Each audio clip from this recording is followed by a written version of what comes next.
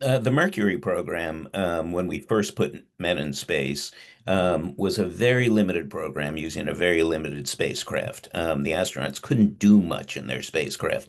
They had thrusters and they could change the orientation a little bit, but they couldn't really navigate. They couldn't run experiments. They couldn't last in that tiny capsule for more than the day and a half that Gordon Cooper did at the end of the program. They were as much passengers as they were pilots. Before we could go to the moon, we needed a spacecraft and two-person crews that could really fly, that could navigate, that could perform useful functions in orbit. Um, Before Gemini, we had never rendezvoused and docked with another spacecraft. That was essential because the lunar lander and the Apollo mothership would have to rendezvous and dock. We had never walked in space until Gemini. We had never run long duration missions. Gemini 7 lasted 14 days, which was, pretty much the maximum length of a lunar mission. So we had never done these things, and we had to learn to do them before we tried to go to the moon. So Gemini was that middle child of the space program, and I think that's one of the reasons it's been overlooked.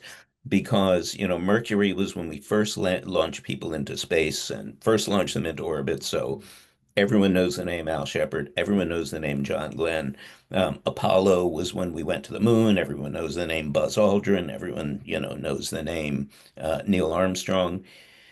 But people, not as many people know Dave Scott from the Gemini program. Not as many people know Ed White from the Gemini program. And I think that story needed to be told because it was the essential middle piece of America's 9-year rush to space. And without Gemini, we never would have gotten where we were going. So many of these wonderful people have left us. Jim Lovell died on August 7th. I was down at his funeral and burial and service at the Naval Academy. It was a beautiful affair. Um, but, when I was writing Apollo 13, that was 1992. I started writing that. That was only 22 years after the mission. Virtually everybody involved in it on the ground and in the spacecraft, not Jack Swigert. He died of cancer in 1981. But, most of the people involved in the mission were around. A number of them still worked at NASA. It was easy to get fresh interviews, and I did a ton of interviewing for Apollo 13. When it came time to write Gemini, there's almost no one left. Jim was around. Dave Scott is still around. Buzz Aldrin is still around. They may be the only three now who remain alive, or the only two, Buzz and Dave Scott.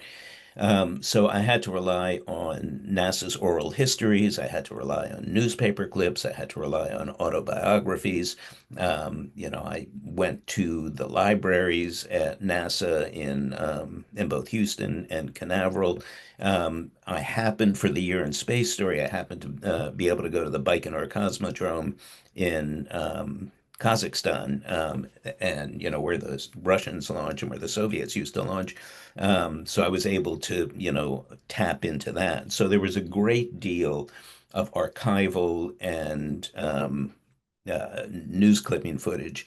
Um, and the structure suggested itself because for the first several chapters, I was able to do the origin of the program and the history of Mercury and how Mercury led to Gemini and how the spacecraft got built and even how the name Gemini was chosen. And then once I got all through that, then I could devote a chapter to each essential flight. Gemini 3, the first time Gemini flew, Gemini 4, the first spacewalk, Gemini 6 and 7, the first rendezvous, and so on. So the structure at that point suggested itself.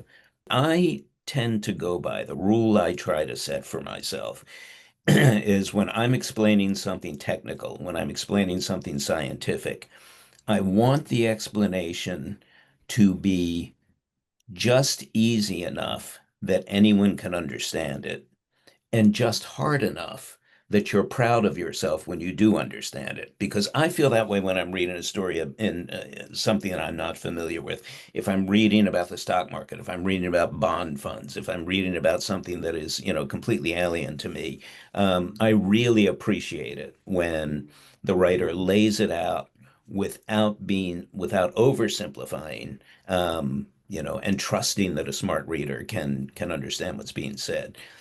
So that's a really big part of it. I think the best example of that in the Gemini book was when I was writing about how hard it is to rendezvous in space, because you would think if there are two spacecraft in orbit and one of them is 10 kilometers behind the leading one, all you have to do is hit your thrusters a little bit and you'll catch up with them. But that isn't how orbital mechanics work. If you're in orbit and you hit your thrusters, you don't just move forward, you also move up.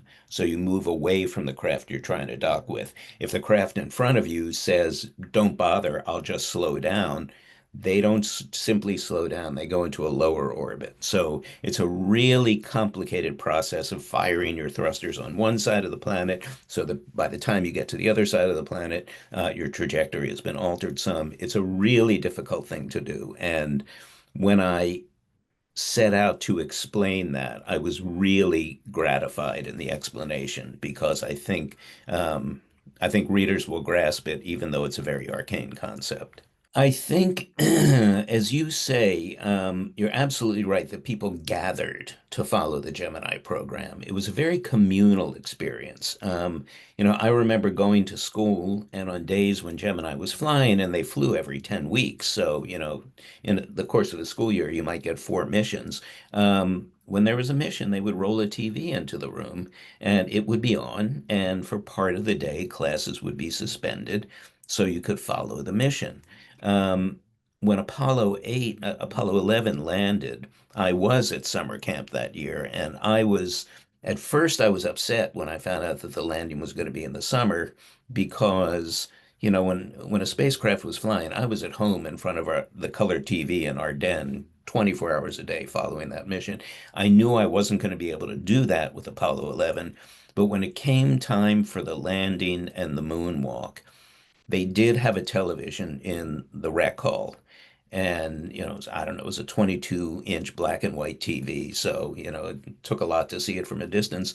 But there were 200 campers and 40 counselors gathered around this TV as if it was a tribal campfire, watching this happen and watching Neil Armstrong press his first boot print into the moon, into the lunar surface.